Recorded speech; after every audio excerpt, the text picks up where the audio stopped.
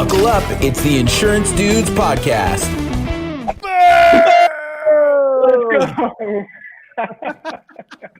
That's how we do it. That's how we do. Yeah. Welcome. Like a slingshot. Yes, exactly. Welcome, George Carbonell, to the Insurance Dudes. Love It's it. been a long time coming. Yeah. Yeah, thanks, guys. Appreciate it. Should we do that?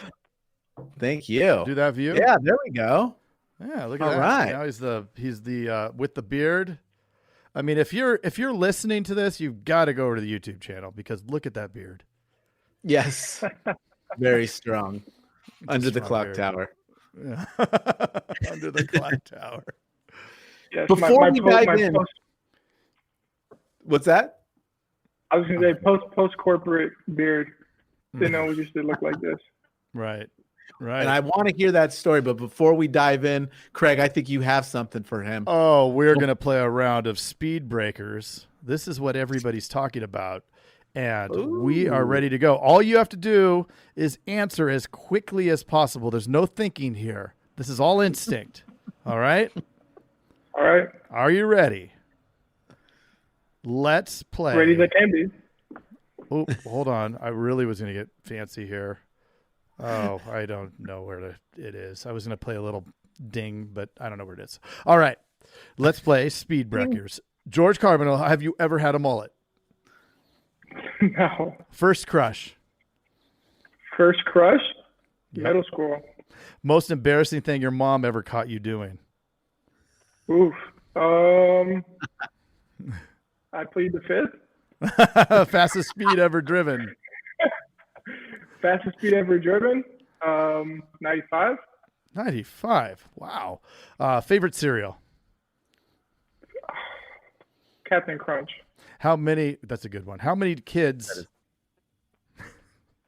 have you made cry? How many kids what? How many kids have you made cry? Suspense. Probably a lot. I used to play football, so I mean, Oh, there you go. I mean, Count Chocula or Count Dracula? Dracula?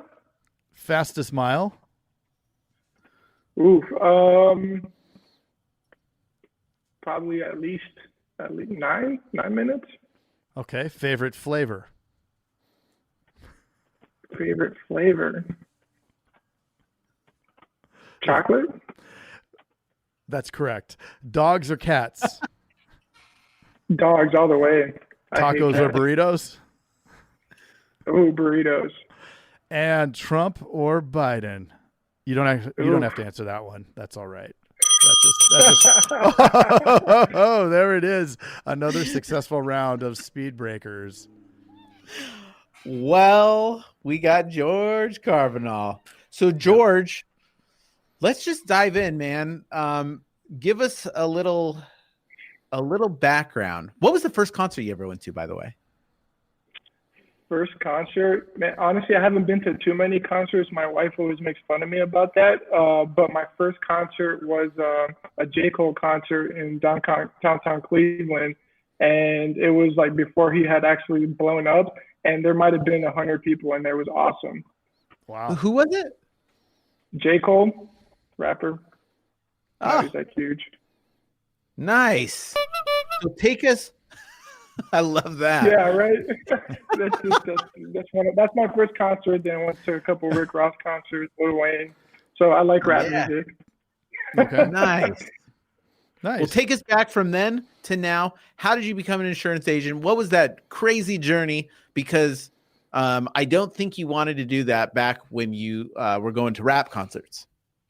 Or maybe you did. Not at all. No, not at all. I mean, it's kind of like I know a lot of people kind of trip into the industry. Nobody kind of grows up like, I want to be an insurance agent. It was more of I graduated with a criminal justice and pre-law. I thought I wanted to be a lawyer, did a lot of research. I didn't really want to be a cop or anything like that, even though my sister's a cop. And I just didn't want to put myself through that.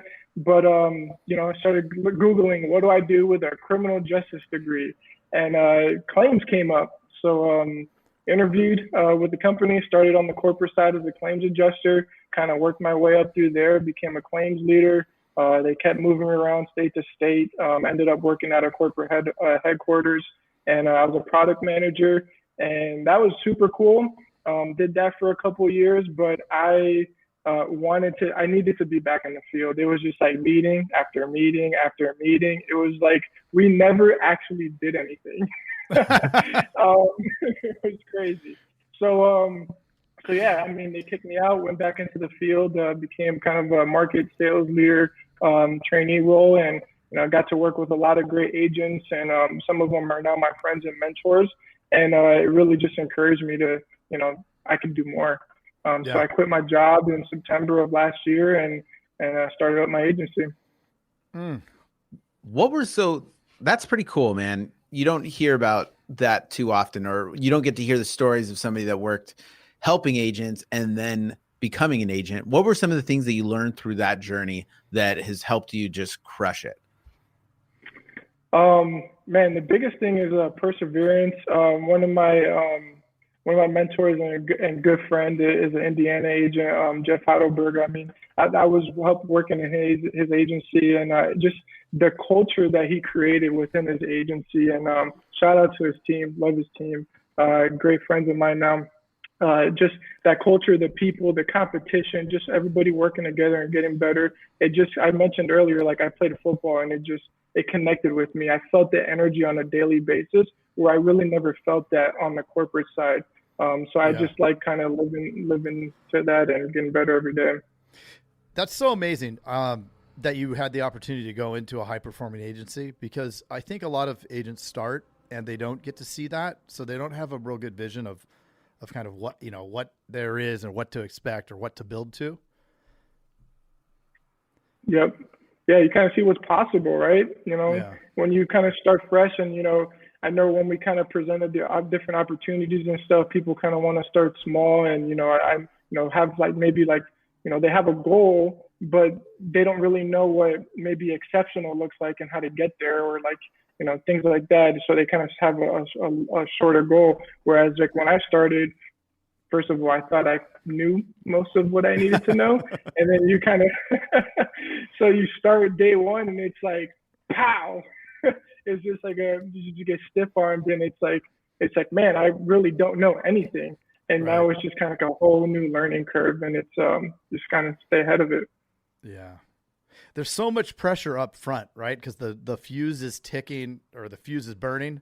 Time is ticking. You're just overwhelmed because there's all these systems you have to learn. And, what did you do? Like, what was it like on day one? Man, well, day one was unpacking boxes, man. Like I remember I was doing interviews and I just, I was doing interviews at a Starbucks, and, my first hire, like her first day here, it was like, there was like a chair and a desk, and just everything was boxes. And she's stuck with me since then. She's now my sales manager. She's awesome, and she's kind of been with me through this journey. So, to me, it's just finding the right people that believe in what you're doing as a team, and really taking care of those people. Love it. What are you trending for right now? Sales for this month. So I got my Zoom right there. 254,000. 254,000. That is awesome. So what was the first month like? And what are you doing now that really is, take us through every step. So, it had to be, it's tough hiring, right? It's hard to hire. It's hard to train. It's hard to motivate. It's hard to make those kind of sales happen. And I'm sure you didn't do that right out of the gate. So how did you get to that point so fast? And what were the big turning points within that journey?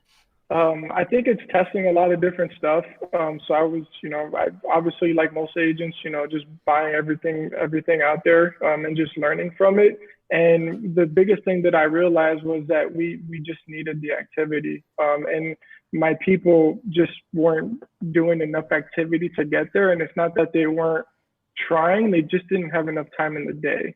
They were, quoting 8 to 10 households a day. You're not going to get, 100 to 200 dials a day as well. There wasn't enough time in the day. So we know we needed to kind of create some type of funnel, or we needed somebody else to come in and make those dials. So I actually started kind of implementing like a telemarketing team. So, I mean, I started hiring people, and I would start to like train them as a telemarketer first and have them do that for a couple months. And then I would kind of see if there would be a good sales producer and then get them licensed and started there. But to Craig's point earlier, you know, I'm on a timeline, right? It's everything's taken. So you kind of need the results now, so that you can continue to grow at the same clip. So, you know, we just outsourced it now. I mean, we started outsourcing it, got 3 telemarketers. Within a couple of weeks, we're at 5, 7, and I mean, we're at 10 telemarketers making $6,000-$7,000 a day, and that's kind of what's helping us out right now. That's crazy. What was your first month's sales like?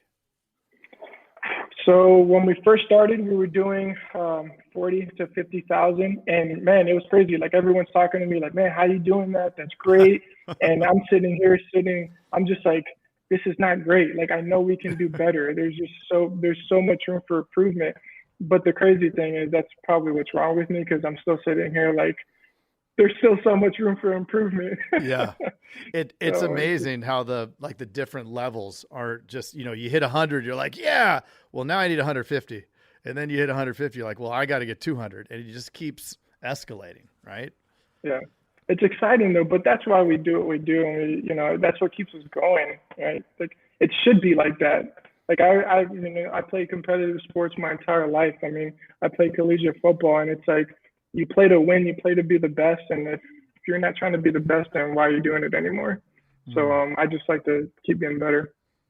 Same for my team. Yeah. If you don't move ahead, if you're not trying to constantly push yourself, then everybody's going to pass you, because there's going to be all those other people that are pushing themselves.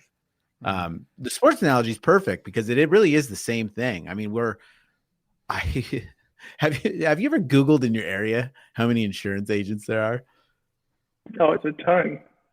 It's ludicrous, right? Like across the whole nation. So we are in competition, you know, and kind of with the carriers now too, right? Because all the carriers are going more and more direct, and that's just the nature of the market in general, in any industry, going more and more direct. So we got to push. And that's incredible that you were able to go from 40 to 50,000, now trending for 250 in December, which is usually a tougher month for some agencies. So kudos to you, my man.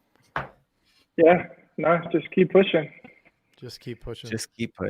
So how did you find your team? So at first it was just kind of like what everybody did, you know, posting on Facebook, you know, looking for great team members. Then it was kind of the whole Indeed thing and just keep recruiting. And then now I use a couple of different services to get like group interviews. I find that that's kind of the most efficient way. Use my guy Gary, and you know, he gets me in front of 10 people in 30 minutes or to an hour, and I get to pick the, you know, top of the top. Yeah. Now, have you had a continual hiring? You've been continually hiring since you opened, pretty much. Yeah, pretty much. And at the beginning, it was because of necessity to attrition, and that's the biggest thing too. I mean, if you think about you know, kind of the burnout from the activity and things like that we put some of our producers through, I hired people to sell. I don't hire people necessarily to market. I know there's a million different ways to skin the cat, but I always explain it like my goal or my role here as the agency owner is to make the phone ring and to help develop you. That's really what I'm here for. And then it's your job to kind of manage your business and manage your pipeline, make your sales. Anything you do outside of that is kind of like the cherry on top. You know, you're gonna develop your referral networks, things like that. But yeah, for me, it's making the phone ring. So at first they were kind of out doing all the outbound activity. I was just buying the leads. And people would like do it for a month and they'd like be great. I'm like, this kid's gonna, you know, kill it. And then like month 2, it was like, you know, you can kind of sense that, you know, that trend wasn't going to continue. And then by month 3, they were out of here because it was just like, we're just burning them out so quickly. And, you know, now I don't lose anybody unless it's, you know, up to me. It could be performance based. And maybe it's just not a good fit. What is it that keeps them?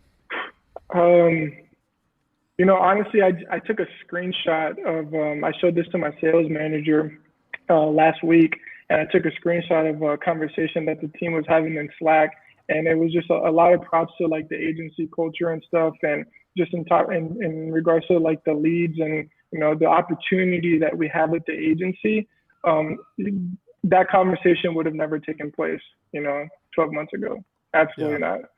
So I just kind of took a screenshot just to keep it, just to kind of show that you're doing the right thing and on the right track, and just continue to scale it.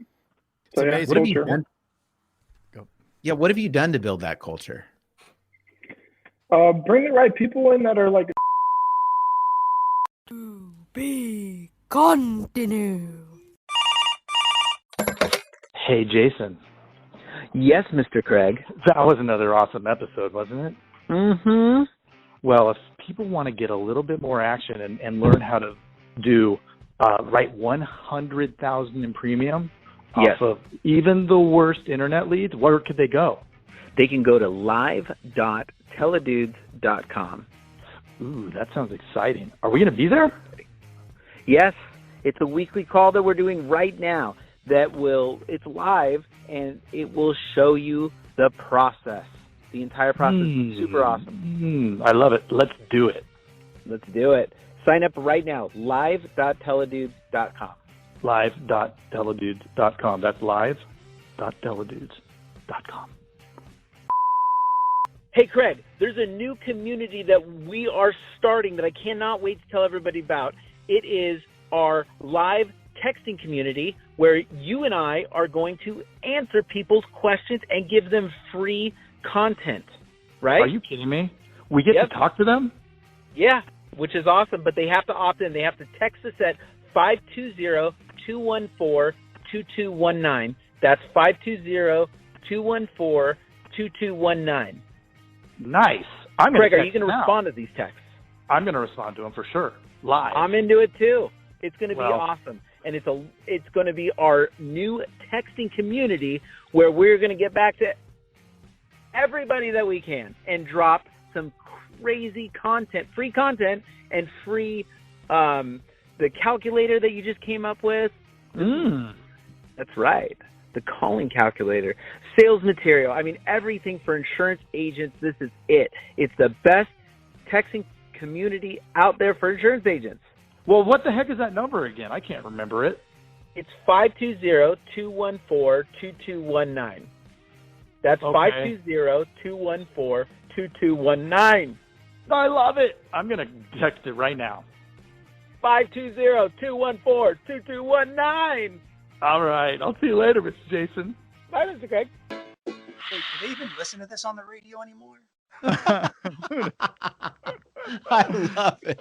I love it. Nice. All right.